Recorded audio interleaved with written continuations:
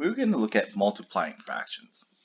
So we're going to first start off with looking at using language to help us understand multiplying fractions. So when we have this fraction multiplication, we have 1/3 times 1/4.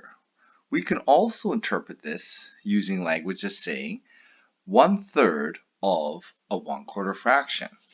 Okay, so what does 1/3 of a 1/4 fraction look like?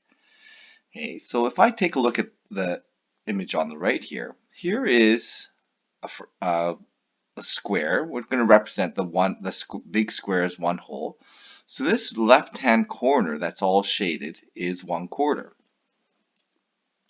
So what is 1/3 of this 1/4 fraction? So if we're just looking at this 1/4 fraction here, 1/3 of it would be the red piece there. So if we take a look at, again, this big square represents the whole.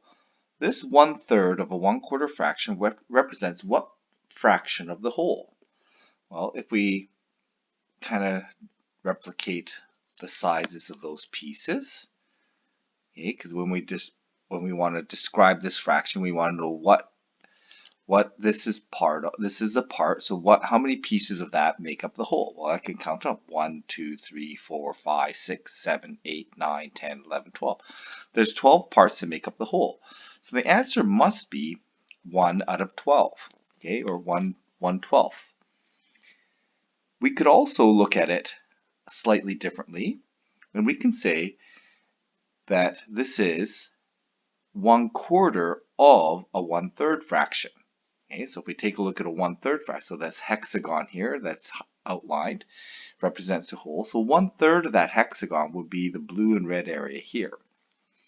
So this is a 1/3 fraction, and we want 1/4 of that 1/3 fraction. So if I chop up that 1/3 fraction to 4 equal parts, I will get that red piece in there.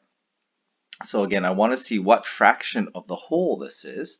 Well, if I chop up the rest of that, okay, 2 triangles make up one of those pieces. Okay, so I have 4 there.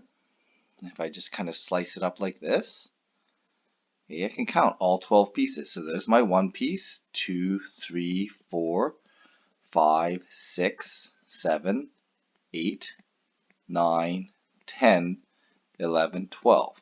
Okay, so this represents 1/12 of the whole piece here. So 1/4 of a 1/3 fraction is 1/12. So we can, again, if we can look at this in terms of the language, that would be a good way to look at this problem and understand fraction multiplication. And another thing we should probably note here is that 1/4 of 1/3 is 1/12, and 1/3 of 1/4 is 1/12. So that indicates that the fraction multiplication is reversible. And we kind of expect that since multiplication of regular numbers is reversible. So if I had 2 times 3, that equals 6. Well, 3 times 2 should also equal 6. Okay? Or if I do 1/3 group of 1/4, I can also get the same result as 1/4 of a group of thirds. Okay, so fraction multiplication, just like regular multiplication, is reversible. So we can do the same thing here. So we're going to start off with a 1/4 fraction. Okay, so I'm just going to make a 1/4 fraction here, and I'm just going to shade it. So there's my 1/4 fraction. And I want half of that 1/4 fraction. Okay, well, if I want half of that fraction, I'm going to take that 1/4 piece, and I'm going to take exactly half of it. Okay, so what does that represent in terms of the whole? Okay, so if I were to chop this up, I want all the same size pieces here. I've got 1, 2, 3, 4, 5, 6, 7, 8.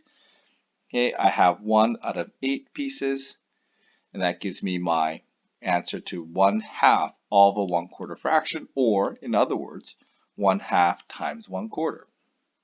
Okay, so that's our kind of how most of us been introduced to fraction multiplication, is using this idea of. All multiplication we can replace with the word of, and that helps us understand what the fraction multiplication may look like.